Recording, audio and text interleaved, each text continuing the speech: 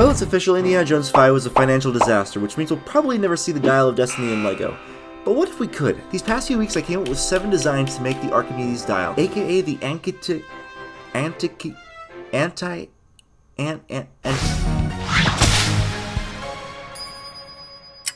That belongs in a museum! So do you! So my first design is what I'm calling the Star Dial, which doesn't exactly have the most accurate shape, but it does have a nice little clock pattern, which I used a wheelchair piece for, and it has a movable dial, which is always good. Up next we have the Simple Dial, which does have a hexagonal shape and a little bit of playability, and this design is great for people who don't really have a complex LEGO collection and want to just make a really simple but also fun to use dial.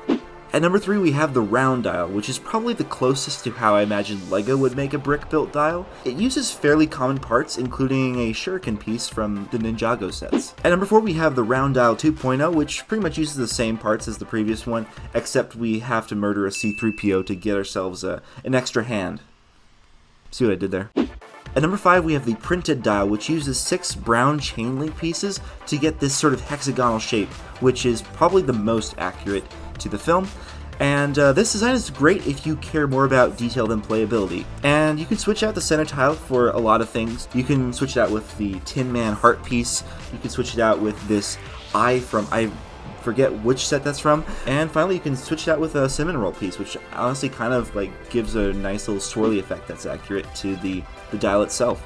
At number 6 we have what I'm calling the Shuriken Dial, which is similar to the last design, except I've added a Shuriken, which does have like an element of playability.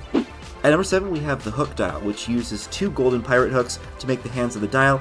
It sort of uses hard to find pieces and pieces that are somewhat rare, but if you do have these pieces, or you're willing to spend the extra money to source these parts, I think it is probably the best design out of all of them. But yeah, those are all 7 designs that I came up with for the Dial of Destiny.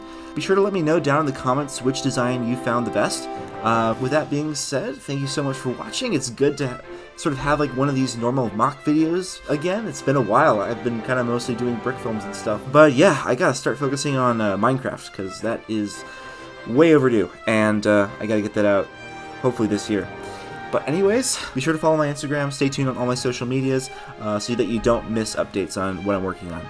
Well, with that being said, have a nice day, and stay cool.